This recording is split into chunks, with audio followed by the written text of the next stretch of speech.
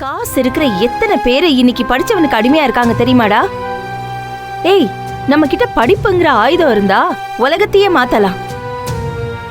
Knowledge is the true power. அத முதல்ல நீ புரிஞ்சுக்கோடா.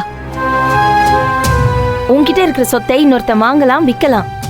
ஆனா இங்க பாரு, உன்கிட்ட படிப்பு இருந்துச்சுன்னு வச்சுக்கோயேன், அதை எவனாலையும் வாங்க முடியாது. படிப்பு ஒண்ணுதான்டா நிரந்தரம் நமக்கு. உனக்கு இப்ப என்ன பிரச்சனை? எக்ஸாம கிளியர் பண்ணணும், அவ்வளவுதானே? நான் உனக்கு சப்போர்ட் பண்றேன். உன் காலேஜுக்கு வந்து உன் ஹெச்ஓடி கிட்டயும் உன் ப்ரொஃபசர் கிட்டயும் நான் பேசுறேன். தயவு செஞ்சு படிப்பை பத்தி உன்கிட்ட இருக்கிற இந்த பார்வையை கொஞ்சம் மாத்திக்கோ, புரியுதா?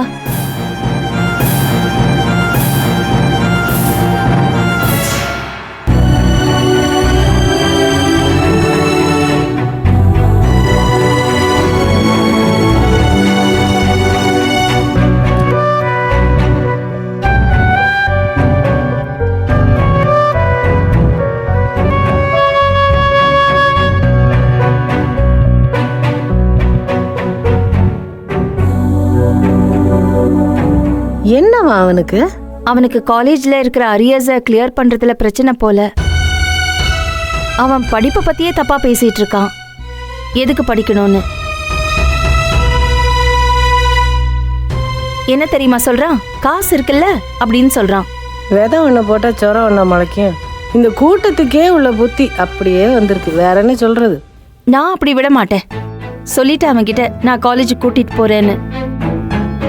அவனை எப்படியாவது அரியர்ஸ் கிளியர் பண்ண வைக்கணும். அக்கா, நீங்க செஞ்சதுதான் கரெக்ட். முதல்ல அவனை எல்லா அரியர்ஸையும் கிளியர் பண்ண சொல்லுங்க. அவனுக்கு இப்பதான் ரியாலிட்டி எல்லாம் புரிய ஆரம்பிக்குது போல. இன்னைக்கு விட்டோம்னா அப்புறம் நம்ம திரும்ப பிடிக்கவே முடியாது. அவனை ஃபர்ஸ்ட் ஸ்டடீஸ் முடிக்க சொல்லுங்க, அதுதான் ரொம்ப முக்கியம். சித்தி, நீங்க வேற அவங்களை ஏத்தி விடாதீங்க சித்தி.